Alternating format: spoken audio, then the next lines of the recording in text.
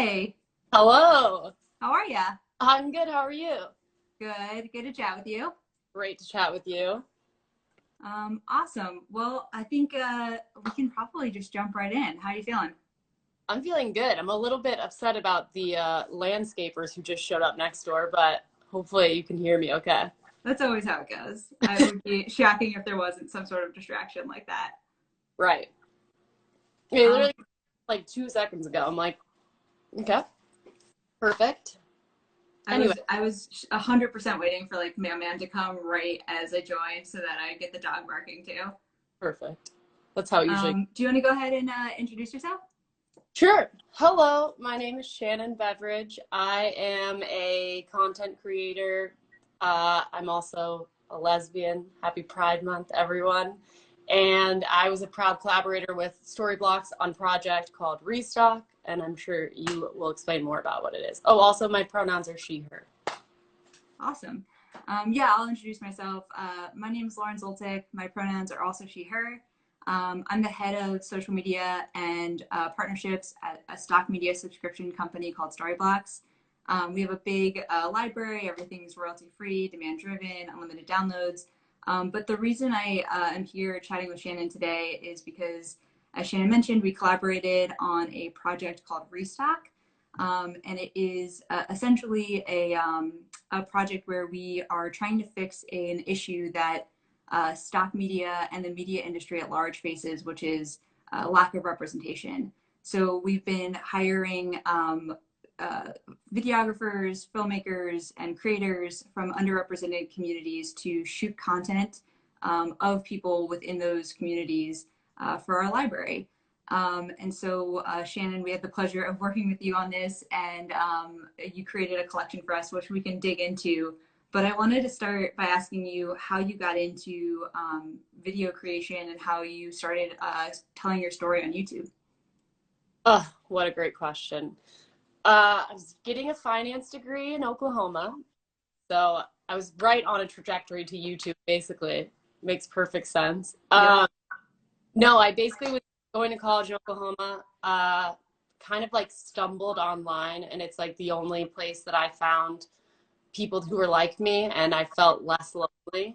And then that just organically turned into like talking to everyone through YouTube as a platform because it was like an easier way to talk to people. And like instead of answering one question every day on like Tumblr, I was like, oh, I'll just like do a Q&A on YouTube.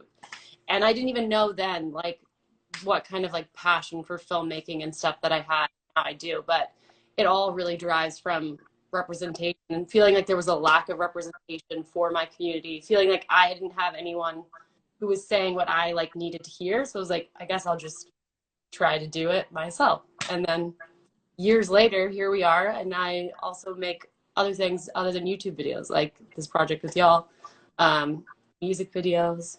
I'm just making content, continue to make content for representation. That's my real goal. That's awesome.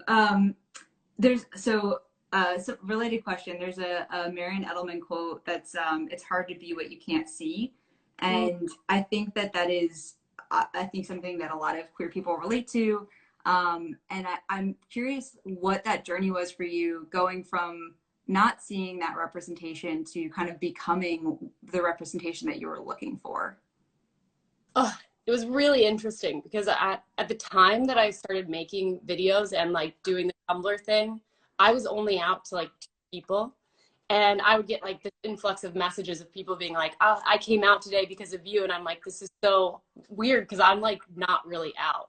So it was like being online, I was helping people, but then getting that encouragement back from them also was the reason that like I was able to come out. Like it was a very like a symbiotic relationship. It was mutually beneficial. Um, and like, yeah, I don't know. It's weird to be something that you didn't see. Like there's no, I guess it made it more fun because it was like, there was no expectation of what I had to make or who I was supposed to be because I didn't really like see it. So I just, hopped on the YouTube, love it there. But It's I a think good that, place. yeah. Um, so a lot of people ask this question. I think Matilda, Zampier, a lot of other folks. Where do you get the inspiration from now? And are there any like queer artists or directors that you're following that are inspiring to you? Oh my gosh. I think I said something about this. I can't remember the last time I was talking to someone about it, but I feel just inspired by like all queer content, like any queer content, especially things now that like don't represent exactly me, because I've done that for so long. Like, I think that although there's not enough representation in general, there's obviously a lot of white, straight passing lesbian representation, or a good amount. So I'm just trying to be like aware and like consuming content from people who actually don't look like me and who aren't saying the exact same thing that I'm saying, you know? But the list is like unbelievably endless. There's way too many. And I try to think of someone off the top of my head. Like Cello Man, I love the content that they make, and I don't know. So many people, too many people, so many queer artists down too that just didn't exist when we were little, which is crazy to see. Like, I thought when Haley Kiyoko like came on the scene, I was like, this is revolutionary. When's the next time we're going to see another queer artist? And now like so many queer artists, and so many artists that were making music before coming out queer as well, like Demi Lovato, like all of that is it's inspiring. Things are definitely changing in like the right direction. Yeah, 100%. This year has felt like just the best sort of like the only word that's coming to my head is onslaught, but it's like the opposite of that. Just like the amount of queer people that have come out or created amazing content. I feel like it's higher now than ever. So I guess on that note, it's Pride Month. And while the campaign and initiative that we work together on is not a Pride campaign, it's something that's happening all year long. The amount of queer representation in the media is sort of at its peak in June. And I'm curious if you have any advice or thoughts for the queer creative community for how to advocate for this level of representation beyond just the month of June. Yeah, year round. I don't know. It's hard because we were talking about this on like a Zoom call too, but like I feel like in the last 5 years there's been like a big shift where like 5 years ago it was just exciting to see queer collections and queer collaboration like during Pride Month at all, like walking into a Target and seeing a rainbow. That didn't happen 10 years ago, you know? So like 5 years ago it was just like, oh my gosh, any representation is dope. And now finally we're getting to this place now where it's like, okay, now the representation needs to be better. So I wish that it would be year round, but I almost feel like we're kind of in this place right now where it's like, let's just help them do June better. And then we can like baby steps into making it the way that we want it to be. Because apparently big brands just like they're not really even like picking up that just throwing a rainbow on a pair of Vans is like, doesn't make it Pride, you know? Yep, 100%. But that is a great question. And obviously that's the end goal, is just to be able to see queer people in media year round. I do think some like commercial things have gotten better about like just, it's not necessarily so explicitly like queer, but you're like, okay, well those two ladies are like picking up their kid from school. So like maybe they're gay. I guess it'd be nice if you could just like know for sure they're gay, like give us a little like smooch. Anyway, I don't know. I'm sure. That's all we're asking for. Yeah. A little smooch. No, yeah, I totally agree. I think it's always something that you wrestle with because those types of companies and corporations get budget in June, but like how do you get those business resource groups and people within the companies advocating for that type of spend or those types of initiatives beyond just this month. And I think with influencers too, it's like and YouTubers and creators, I constantly hear like, I need to take a dip on the LGBTQ partners in June because they're overbooked then, but not the rest of the year. So it's definitely something worth advocating for 100%. Definitely. Well, okay, one more question related to YouTube specifically, but A few folks asked, and I love this question, what part of building the community on YouTube and the community that you created on Instagram as well has brought you the most joy over the past few years?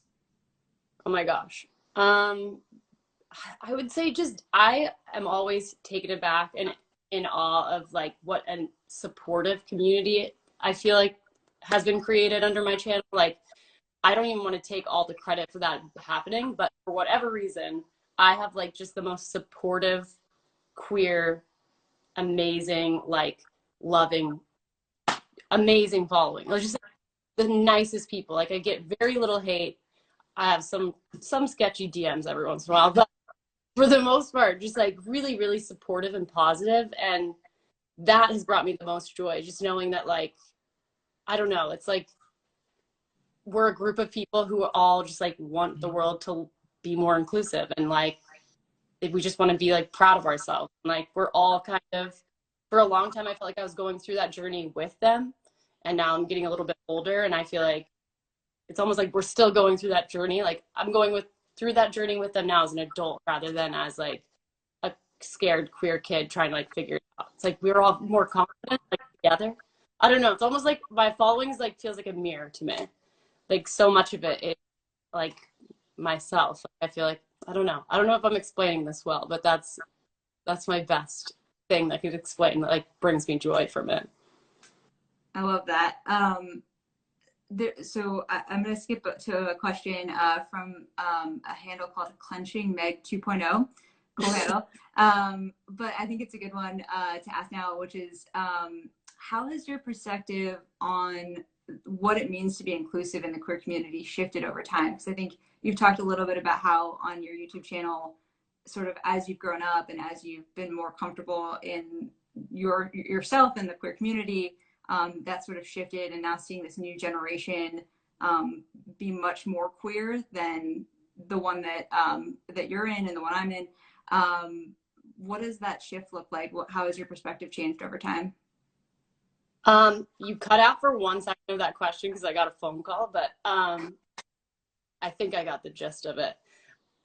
And I hope that I answer this correctly, but I think what's interesting about when I was like first coming out in this like queer community and like working with brands and all of that is like, I feel a lot of brands were attracted to me as a queer content creator because I'm like palatable.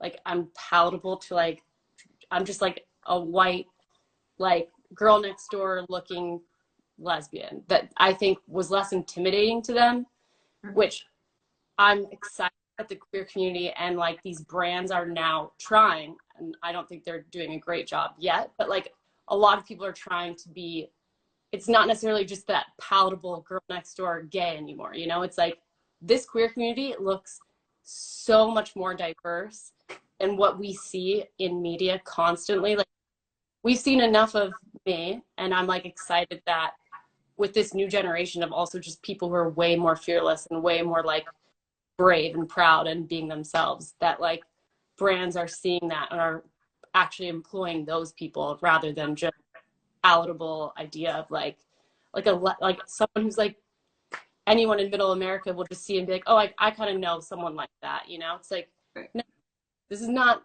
what queer people all look like. We look so many different ways. So it's cool that it's like becoming more inclusive of that. Like it was cool that they just included us at all 10 years ago, and now it's like, now that's not cool enough. Like do better. Does that make sense?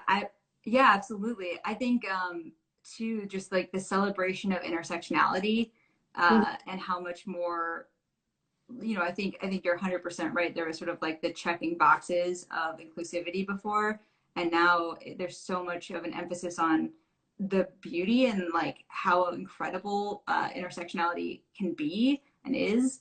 And so, yeah, it's been very amazing to see sort of that shift across the board in media and from brands, things like that. Totally. Way prettier. It's so much more interesting to look at. I know. Yeah. 100%. The same thing all the time. So I want to talk a little bit about the initiative we worked on, Restock, and about the collection that you've made. I think for folks who haven't, you know, used stock footage or media in the past, a lot of the stock providers are white cis het abled, and as a result, a lot of the stock that they create is white cis het enabled.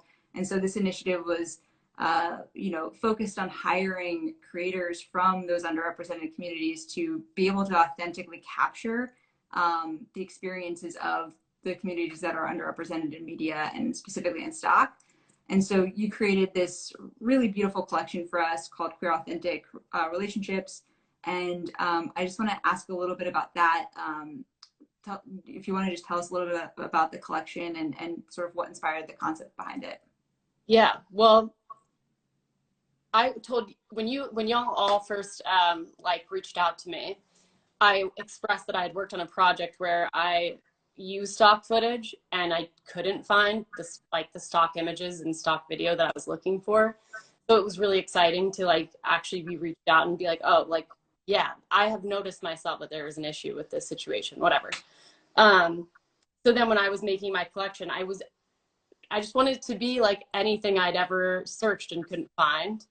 And the whole idea of like my collection, I did it with people who followed me and were like a part of the community that we were talking about earlier that I've built, made it like really exciting as well, because it felt just really authentic. And I felt like it was like real queer life and real queer joy. And yeah, I don't know, it was just exciting. I don't think there's anything too spectacular about what I created, in that like we didn't go mountain climbing, or, you know, it was just queer and queer couples like being queer and being together, and they really do love each other and are in love with each other, and it's their children.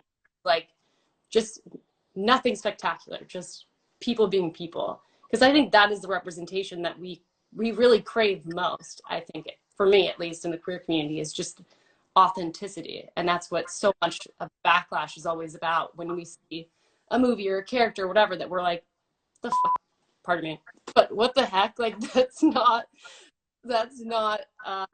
how my friends look, and that's not how my friends act, and that's not how I see my community. So yeah, I think just that was my mindset going into it, just be like, just real and queer, which there's so many of us, like it's not that hard to conceptualize. But did I answer the question properly? Yeah, 100%. I remember you talking about how like all you were looking for was two women holding hands, and just like not being able to find that within a whole, you know, stock media library. So frustrating. So I think what it was needed was what you shot, and maybe not rock climbing or anything like that. What an example I pulled, but yeah. I like it. We got a question from Now This Is a Safe Space. And what was it like to film a queer family, and why did you choose to film a family? It was so exciting to film the family, although I've never really, and I said this in my video, and I got so many comments being like, I've never shot kids either, because I said I've never shot, I should have said I've never filmed children, but like I was just thinking like photography.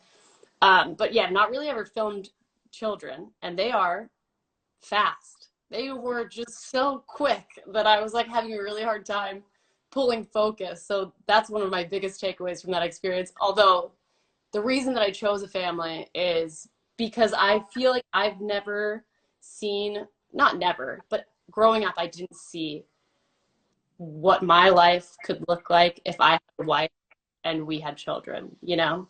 Like, there are obviously there's representation more now than there was, but like still never really one that I was like, yeah, that could be my family. And then when I put out the thing, I like asked for queer families, and they submitted their family, and I just was like, I mean, this is like the closest I could think of what I would think that what I would want my family to look like. So that's kind of why I decided to go with that. And I just, yeah, I need to get better at pulling focus quicker though, because it was like zoom, zoom, zoom. I was like, wait, look over here. I'm like, but it was very fun. It's always a challenge. But yeah, I completely agree. I lacked that growing up, and was actually talking to my family recently about how, you know, until I was married, it didn't even cross my mind that I could have kids. So just being able to like see in our library that there's like a queer female couple with children is it's awesome. Yeah. So got another question from Sarah Selcher, which is if you were going to shoot another collection, which I'm going to cross my fingers now, what would you want to create next, and what other gaps are missing, do you feel like, in the stock media world? I definitely think I would like to capture like a group of friends rather than couples, because Mm-hmm. I think that's something we also don't get enough of, is just like queer friendship. If we get the queer representation, a lot of people's first thought is to go to like intimate relationships, like couples and families, like my own, obviously.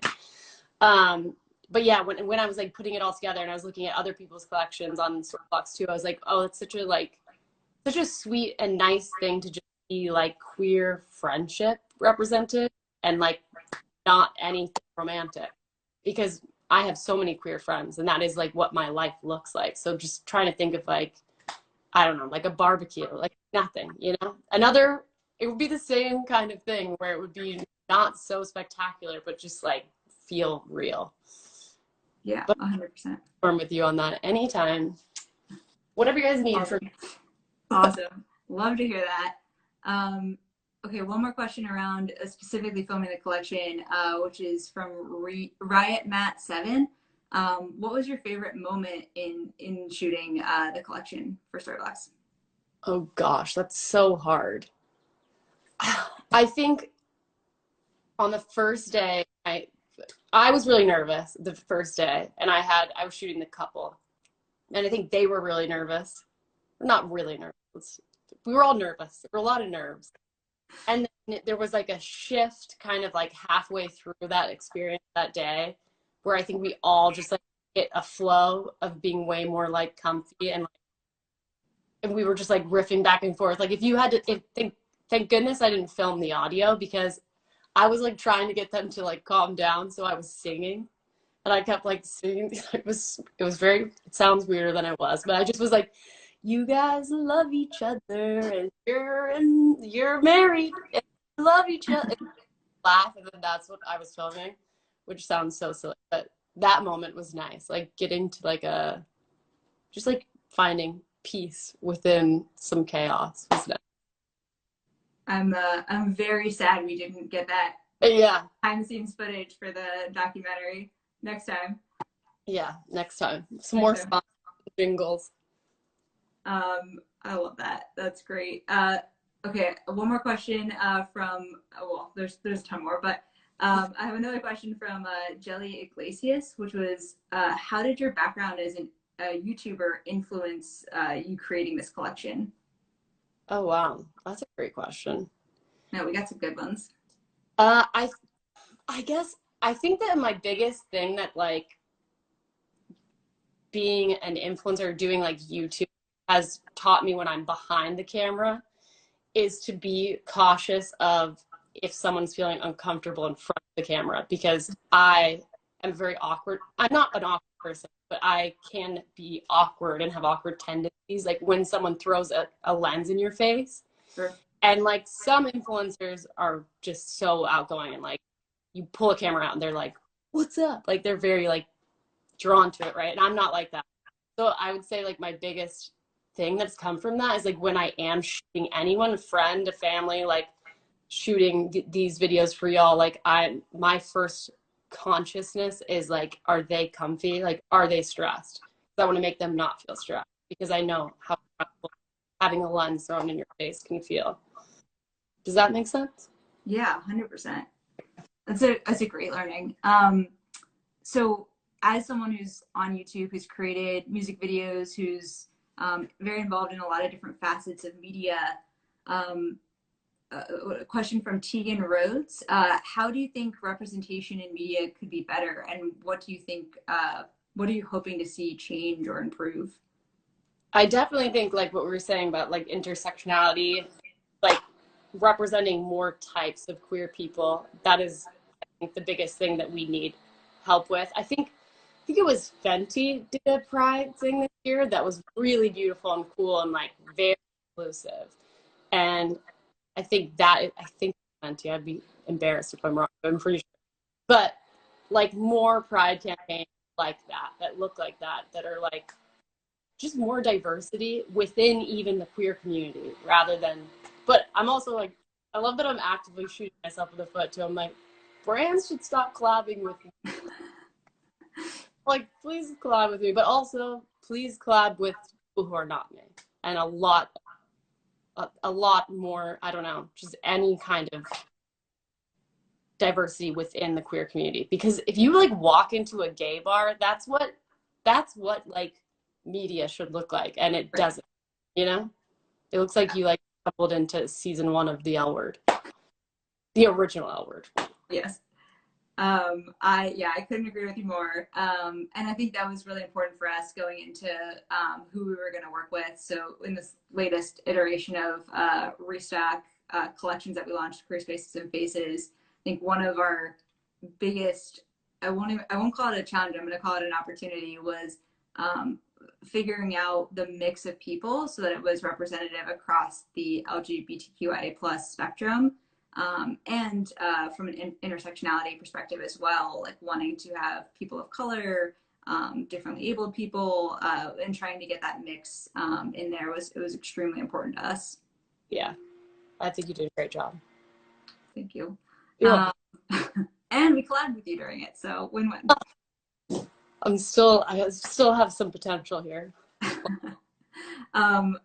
Another question from Letters from My Friends. How do you balance mental health and happiness with activism and empathy? Oh gosh. Oh, that's a great question. Wait, can you ask again so I can? Yeah. So the question is basically like the balance of mental health and happiness with the empathy and sort of struggle that sometimes comes with activism. So how do you find a balance there? That is a great question. I think that like my closest personal experience with it would be like trying to stay active on social media while I am like personally going through my own kind of times and wanting to like stay being an active voice. But then you're like, I am depressed. So I'm not depressed right now. Things change, they get better. But you know what I mean? It's like, I think maybe like knowing how to prioritize your mental health within staying active and like taking criticism online too, you know? Yeah. Which I have been doing this for a long time. I will say that I still don't think that I've found that like perfect balance of what that can be. And also like when you talk about like the empathy, it can be really draining. You're like, if a struggle feels like it's not going in the right direction and it's not going quick enough and you're not doing it, you feel like you can get really like overwhelmed. You're like, I'm not doing enough.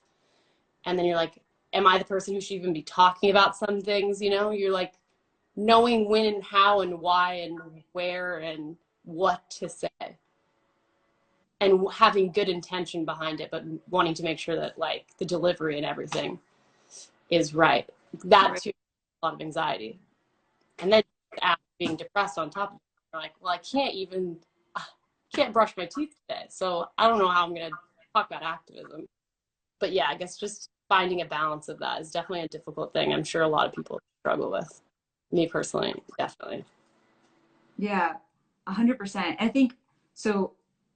I'm going to ask another question, but sort of related to that. I think people often struggle with how to be active and how to engage in the community, how to create representation in media.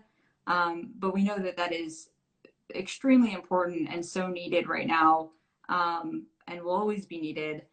So do you have any advice for new and queer creators, videographers, photographers that are looking to make a difference or create representation in media, but maybe have some anxiety around how to represent our community in the right way? I think the best thing, this might not be the best, but I think what I have learned is to try and only speak from my experience and make sure to like check my privilege. Like if I'm talking about anything about the queer community, I am coming from it as me. And I've only ever lived through my lens.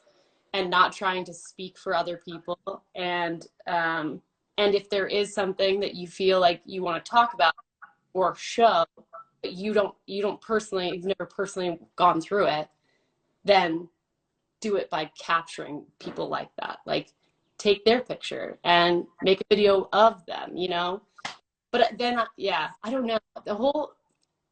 I thought the whole like giving up your platform thing, like the idea of like just giving it to someone else, I also don't know how effective that always is, because some people are like, well, I follow this person. Like, if you see someone else's face on it, you might not even like think to like engage with it. So it is complicated. I guess my answer is it's really complicated. I'm not exactly sure, but just to like be conscious of your privilege and be aware that when you're speaking from only your own lens, and making sure that you communicate that properly when you speak, and make sure people are like, I know that this is what I look like, and this has been my experience, and I have all of this privilege, and but this is also what my struggle has been.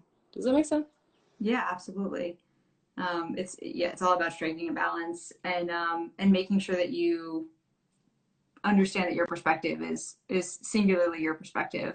Mm-hmm. Yeah, I think that makes perfect sense. Well, I have one more question for you, but I wanted to first thank you so much. I think I can speak for the entire Storyblocks team. This was such a wonderful collaboration, and thank you for taking the time to do this live with us. It was a lot of fun for me, and hopefully for everyone watching.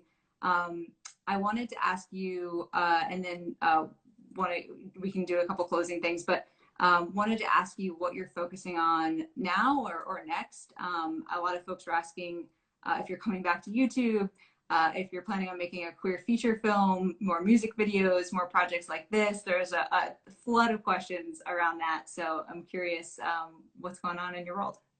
Well, I'm flattered that anyone is craving any content from me at all. That is also a privilege, and I'm very grateful for it. Definitely planning on making more YouTube videos. I am currently right now wrapping up 2 music videos. So that has been why I've been like, the balance thing for me has always been a struggle.